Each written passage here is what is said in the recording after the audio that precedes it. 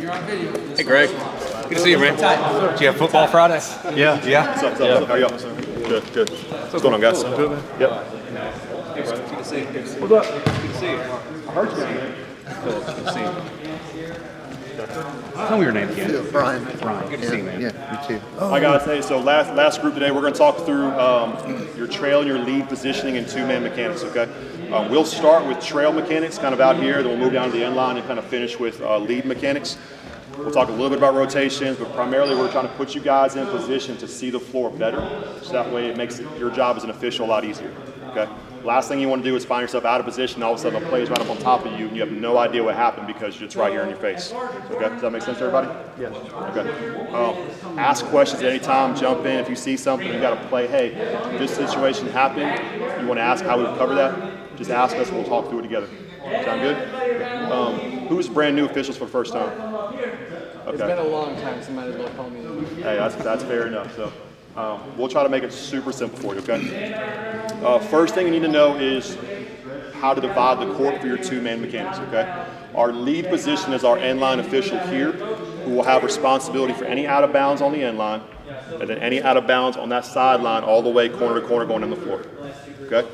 The trail has out of bounds on that sideline if I'm the trail on this side of the floor, as well as the division line, as well as the end line out of bounds all the way down there, okay? If Phil is my lead official, he's on the end line, his coverage stops center line of the rim right here, okay? He has from the center line up here to the nail to free throw line, the free throw line extended. That is his primary coverage box on that side of the floor, okay? From trail, I have the other 75% of the floor. So from the middle of the paint, this way is on me, and everything across the free throw line, that sideline is also me, okay? That's a lot of ground to cover in trail, okay? Does everybody understand that? Okay? For my primary starting position in trail, and I'll let Phil talk about primary and lead in a second, I come down 28-foot line right around here, okay? 45 so I can see my whole area, okay? If the play is up here, I might back up so I can still see through. If it comes down corner, I'll come a little deeper here. If it drives, I'll kind of move this way either way. I'm working in a little half moon around that 28-foot line there to maintain my sight of whatever matchup that I'm watching. We'll talk about that in a second, okay? Does that make sense? Okay. While I'm doing that, Phil has his starting position in lead. So go ahead, Phil. Yeah, so Corey made a really good point in the other two groups. There's really about 3 different points where you're going to want to be. This is where you want to start. So as you're becoming lead, as you're coming down the floor, you're going to want to get to this spot as soon as you can. A lot of guys, even I guess somewhat believe in this and have done it, split the difference between the end of the free throw line and the three-point line, and a lot of guys will just plant. And they'll just, like, there's concrete in their shoes. But when you're in lead, think wide. Now, Corey, I don't know if you hit on this, and I don't know how much this is in college, but in certain gyms, you can almost kind of draw somewhat of a line where you can, not just wide, but you can start a little deeper, and then you can start to move in like this, if that's more comfortable for you, or you can more slide. So you start here to here to here. Now, as Corey said, in lead, and this is a very difficult call, if the ball's over here, or even if the ball's here in the post, you've got out of bounds all the way down that line. So if, let's say the ball is here, they kick it back out, it gets tipped out of bounds to be able to come here. White, you've got that call. And that can be tough to get to that spot. So err on the side of being wide. What else? What else in lead is important? Yeah, I'll say always maintain your depth at any position that you're in. So whether it's trail or lead, depth is important, okay? So I can see a bigger picture. If I've got a matchup, let's say the matchup is right here, okay? And I'm right here watching this play, okay? I'm not picking up the guy who might be coming to set a ball screen in time to know if he's legal at all, okay? Whereas if I'm here now, I still can maintain looking through that play. It's called an open look. Now if he comes up, I see him coming way early. So now I can judge if he's giving him time and space, and if I need to go legal screen or if the play is good and use the screen, etc. Okay? So always maintain, no matter where you are, either position, wide and depth will help you out a lot. Right. Okay? Right. Make sense? It's, especially in, if you're doing a JV game or you're doing a varsity game with two-man, things are moving faster. The more on top of it you are, the quicker you're going to be. And I think a lot of people think, well, if I'm closer to it, I've got a better chance of making the right decision. That's not necessarily true. You don't want to be out of position, but if I'm here and I'm just like on top of this play, and there's a drive, and I think we already talked about it, that trail has got to take all the way to the basket, boy, it's tempting to come in here and lead if I'm right here. But if I'm here, Stand still for the if I'm here, Tim, I like to move. That's how I. But if I'm here, if he gets blasted and trail doesn't get it, yeah, I'm going to come in there with it. But it's just a lot. So Corey makes a good point about depth. Yeah. So lead positions, ABCs. Okay. So starting position, right inside the three-point line where Phil was right there. He's got his 45. You can see the whole floor. Okay. His B position is short corner, around where the C is. His C position is right here, lane line extended. He does not go further than this. Okay.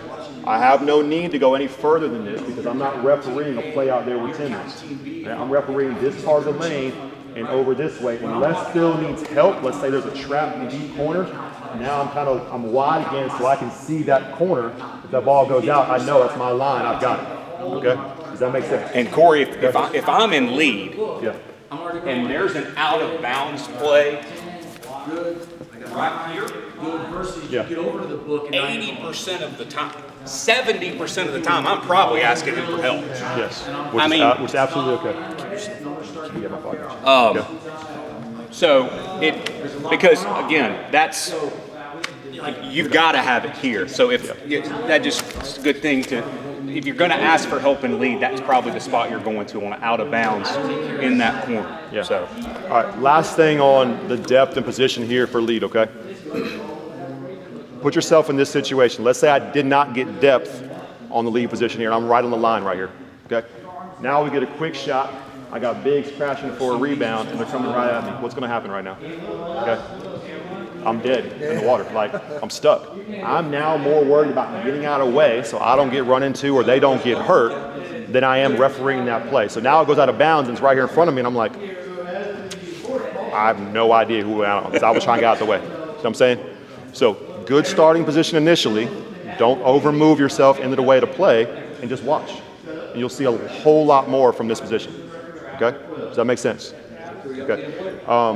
We have not talked about plays to the basket yet. So Phil has the ball opposite wing. All right. I initially was wide out here. Maybe I closed down to be here. I don't have a post matchup or anything going on here. I don't need to close all the way down. I'm good right here. Okay. As he drives to the basket, my job is not primary foul on the person guarding Phil. Okay. My job is everybody else over here that may come over and try to take a charge or block a shot or whatever. That's who I'm trying to identify when that drive is happening, okay? Because I have the best look at that. Phil's job in trail is to take that play all the way through the basket with the primary defender who's guarding them, okay? So if I'm guarding Phil as the primary, Phil is refereeing that play, I'm all the way up through the basket. Any of this contact, it's his call out there, okay? Any of this contact, let's say I jump on his back here, boom. I can't see that. I'm looking through, I have no idea if there's contact back here, but I'm looking through his chest. He's got to call that from the trail, okay? The only way he does that is if trail has moved in position. We're talking about that little half moon, right? So as that drive is happening, I am trying to position myself to make sure I can continue to see through the defender and the ball handler. So when that contact happens, I can then blow a whistle on if I need to. Okay? Does that make sense? Yeah. Okay. Now he goes up, contact down low in the front. You can't see that. Same thing vice versa, right? So let's say I hit him down here or I swipe across his arms because he's trying to bring the ball up. Okay? I have to get that because he can't see that in front of him. I mean, from right here, okay, he's guessing if I do that. I can see that. Okay. Or a secondary fender coming over to Or a help. second guy coming over. Do I get my feet set in time to take this charge? Okay. Yeah, that's Or probably. am I still sliding? He's already on the way up. Okay. That's who I'm trying to pick up from that position. Okay. Talk about a banana drive though that originates out of that PCA, where they're going to come down this. Yep, they're going I to got come you. around down this lane. Okay, Are you and then what was your are question? you taking that primary? It's safe to say, from that position, if the ball is maybe chest and lower, that's your call, because he cannot see that? Ideally, yes. Is If it's that contact like in a the fair front, guideline? yeah, if it's contact in front, I'm always watching low. So same thing, let's say it's a post up on Phil, okay? All right, Phil is not watching his feet for a travel. He's worried about contact up here. He goes to make his shot, he's watching this up here. So if he travels, that's me. Same thing, so I'm watching here, so I'm watching here from there, he's watching up here from out there. Make sense? Okay. And he mentioned about the Yeah, drive. so drive through the nail, coming this way, okay? Still the primary defender, still your call. Take trail. From trail, okay? What Phil would have done is, Okay. so I'm out here, Button hook I this was way. refereeing this play right here, okay? He drives to the nail going that way, you know what I do?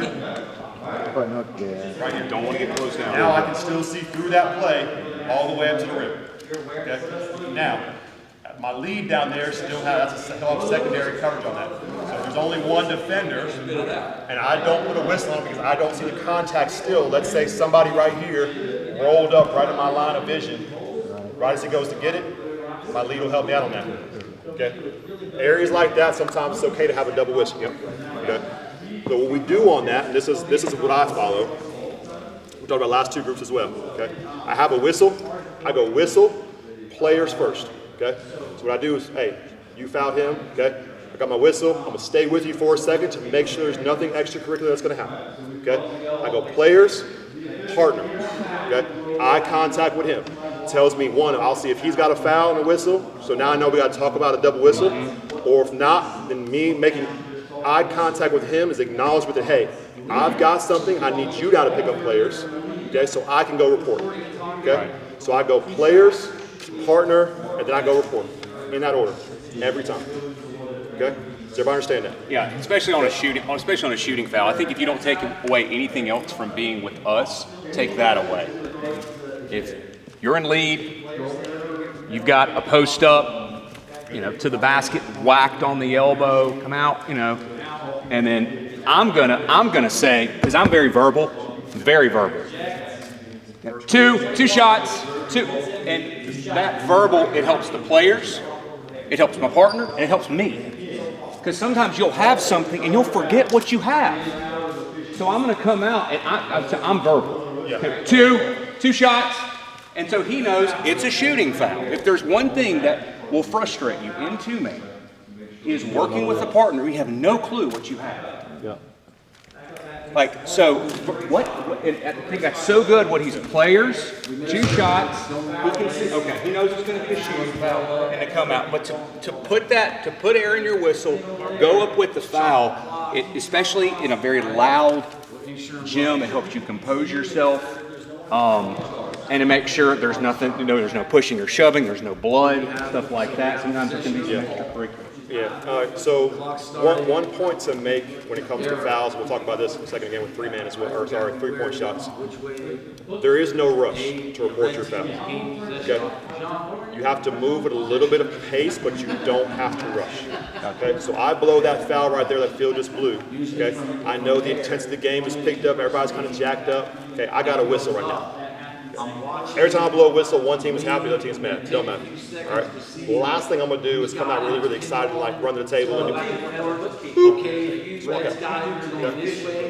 I take Four, off. foul, two shots. Be possession, be All right. possession, be Relaxed, possession. under control. I'm going down into my spot. Every time. If you do that in order, where I'm looking boom, players, partner, okay, that'll slow you down. Because what happens when I find players, is I'm staying with that play longer. So I'm out here in lead, drive goes, I got a foul, boom, I see the crash after, I'm staying with them for a second longer. Okay? Versus with some guys, they'll go boom, and they come running out before they see that part. Okay? So seeing the players makes me stay here for a second longer. That slows me down. Okay? And I think another thing, Corey, to add to that is you're making sure you're reporting on the right play. Also, sure, get the numbers. And Make sure you get the number right. Absolutely. So I go from there. Phil, let's say the table's on that side. Phil's over there. I go on players. Phil, he sees me. He sees I got my fist up for my foul. Boom. As soon as I do this, he's picking up all this now, and I'm going to walk on out and report the foul. Whatever I got to do. Okay? Does that make sense? Yeah. So, questions on that? Okay. 3-point mechanics for 2-man. Let's say Phil is in lead and I'm in trail. Okay? Let's go. Ball's in deep corner over there, Phil. That's Phil's, right? So he's all the way out wide in A, so he can referee that play. Yep. You go either 3, go hand. I never do 3. I just go hand. And just to add to that, you always want to make sure you're going with an outside hand. In other words, if I'm here, I'm always coming up with my right hand to signal. Obviously, if I was on that side, I'm coming up with the left. So Yeah. So the table Outside hands, don't block your vision. I'm saying arrow. So like if I'm coming here, I got a 3-point shot right here. I'm probably going right here, so I can still see the player action right here. Okay? If I go this way on that, I can't see these players in the corner. So now if there's a collision or push out of bounds, I can't see this. Right? My outside hand, boom. Okay? Makes sense? To slow you down, a good practice to get into on a 3-point shot, all right, is you have to take your player up and back down to the floor for airborne shooters before you go ahead and signal your 3-point shot. Okay? So Phil goes up for a shot, I'm refereeing the play, he goes up, defender goes up, he returns to the floor. Once he returns to the floor and I know that, hey, there's a clean box out or no box out, he's good, no longer an airborne shooter, etc., I'll go ahead and signal 3. Okay? Now, once I've done that, I find the ball. The ball is probably still in flight 9 times out of 10. Okay? You don't have to rush as soon as it leaves the ground and go ahead and do this. All right? Because then what happens? You do this and then what? Foul. Now I'm changing my signal. Okay? Just wait. Watch it. Boom. We go from there. habit, especially in trail, when you're signaling, they'll let you know if it's good. You'll know. Oh, for sure. You know what I mean? Because if I put it up and I'm still watching, but never had to watch it go through. Now that's a little bit. That's being a little bit nifty, but that's a good habit to get it to stay with that play all the way. And if it's no, yeah. So now from lead position, you will never mirror a three-point shot. That's right. Okay? So even if that ball is deep corner, which is his area, that shot goes up, he will signal that it's a three-point shot for me. Okay, so I know that the ball went up. I can't see that his line all the way over there. Okay, I'm over here. Best case, I've closed. I still can't see his feet. So he signals for me. Okay, and when the ball goes through the net, I have this mirror right here. He doesn't have to do that. So he'll signal. Ball goes through. He just drops his hand. Right. That's always got to do. And along with that, when you're in lead, and you will have partners that will do this, talk about if you want to show that you're a ball watcher, you signal and mirror on a shot that's over there. And there are guys that'll do it. And it just shows that you weren't watching what you were supposed to be watching. And it just looks really bad. Shooting fouls for free throws, you will always switch with your partners. Okay? Always switch on shooting fouls. Okay? So if Phil is in lead over there and I'm in trail table side, he has a shooting foul, I'm coming down, he's coming out. Yep. We're basically high-fiving on the way by. Yep, pretty I'm much. coming out, he's coming down. Okay? Understand that? Same thing if I'm here. Let's say I'm lead on this side and he's in trail. I've got a shooting foul, that's fine. I'm walking up, he's walking down. Then he'll administer the free throw, he'll bounce, he'll go to that side over there, opposite of me. Most shooting fouls will be called by trail, right? Just it depends on where it is. And along with that, I don't think we've covered this before, but this is same in 2-man and 3-man. When you are administering, you always administer from table side. So you're always, is that true in 2-man? I'm a 2-man. Not a Yeah. two-man. Forget that. So I guess it doesn't matter. yeah, not too many, 3 will. But to that point, so if it's 2-shot foul, okay, let's say I'm over here on this side for this situation, okay? It's gonna be 2 shots, I bounce in the ball, I can come right here on the block for the first free throw, okay? All right, second free throw, get out of the way. So I bounce in the ball for the 1 shot, and I get wide, I get all the way over here, out of the way. So I can referee all the rebounding action that comes out of that free throw. We have a really bad tendency in 2-man to want to bounce the ball, and I'm standing here underneath the rim like this, like a student section, distracting the shooter down there. Okay? Get out of the way on free throws. And lead, you're going to want to come down to foul line extended because you've got to make sure he's not crossing the line, his feet aren't there. So that's where you're going to come down further on lead. Phil, go back to that spot for me. So, free throws for 2-man mechanics. Okay? My job is to give the ball to the shooter. Okay? And then from down here, the rest of my job is violations in the paint on those 3 guys right there on the other side. Okay? Phil has shooter responsibility, outside runners, and these guys on this side over here. Okay? The dual coverage is right here on this first guy right here for a lane violation. But primarily that's going to be Phil covering all of this, and I'm covering all of that on 2-man. Okay? That make sense? It's a lot to watch, I know, but. We don't have to cover the count of the shot. No, we're good on that. Okay, so last second shot opportunities. Typically closest to the table, it's easier to have clock responsibilities if they can see it, okay? Unless there's a competitive matchup and a last second shot right in front of me, okay? If I've got a 3-point shot up top over here, and I've got to watch this play, I'm not watching the clock, okay? So he's got to help me pick up the clock. All right, he's also got rebounding action.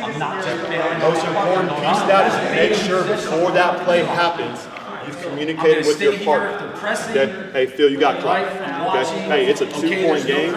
Or sorry, hey, it's a 3-point game. They need a 3 to tie, and there's 3 seconds left. You know they're shooting a 3-point shot, right? So my eyes in anticipation are on something on the perimeter, probably in my primary if I'm in trail, and he's going to have to help me on clock, so I don't have to watch that and that. Because again, I'm watching what?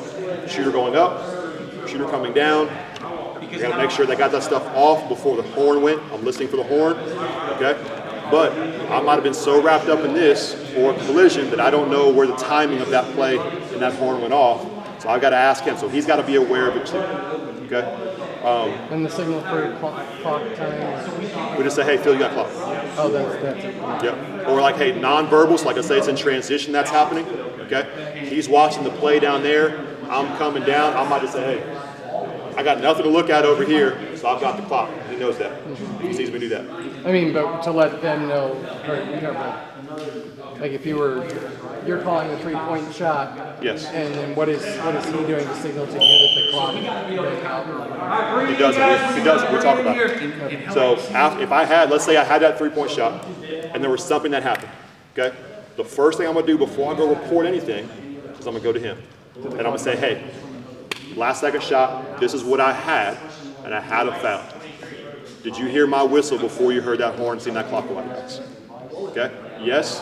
Then good. We got this, we got time back on the clock again. Yep. No, you heard the horn first, doesn't matter if the whistle game's over. What else, guys? Anything else? 2-man's tough. 2-man, it's sometimes the partners that you work with it's difficult. Sometimes you feel like you're out there by yourself, but if you can do that, then you'll be in good shape. So. All right. If you have more questions, just ask us before we head out today, and then if not, I'm sure we'll see y'all down the road sometime. Thank you guys. Appreciate it.